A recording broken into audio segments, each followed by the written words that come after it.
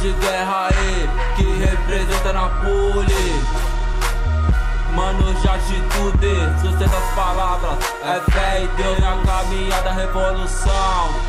Bandeira branca hasteada, luta sempre, vencer às vezes, desistir jamais, em prol da paz. A guerra é em prol da paz, o só propósito, visando pra favela o progresso. Grande união que vem bem mais além de um grito de protesto. Segue o ritmo, conforme o fluxo da quebrada, tá ligado?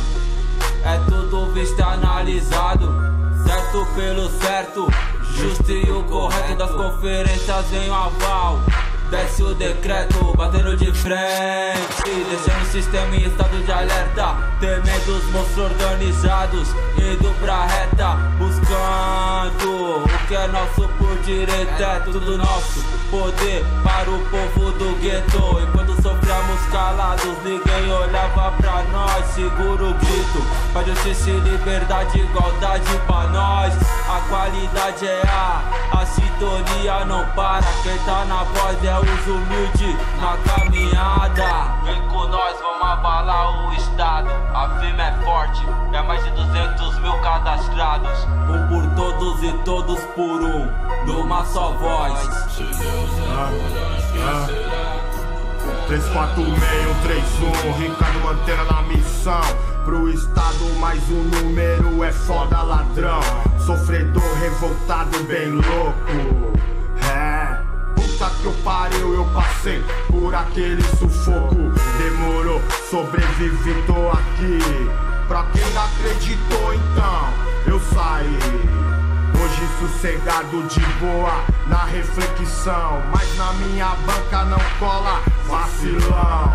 Pós o sindicato manda um papo pra oposição. LDR, obrigado pelo convite, irmão. Muita paz, justiça e liberdade a todos vocês. Valeu, tô saindo fora, agora é com você. Pode crer, irmão, tamo junto. LDR, o sindicato, é nóis.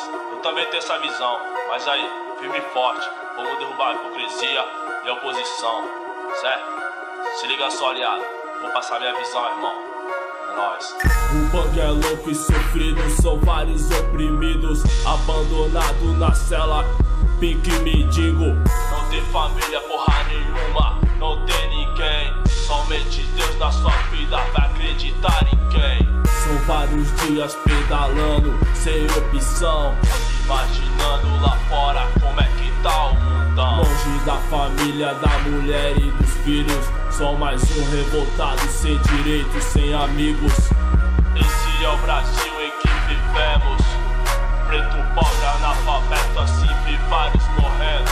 Mas aí, sou forte, sou leão, sou linha de frente, LDR.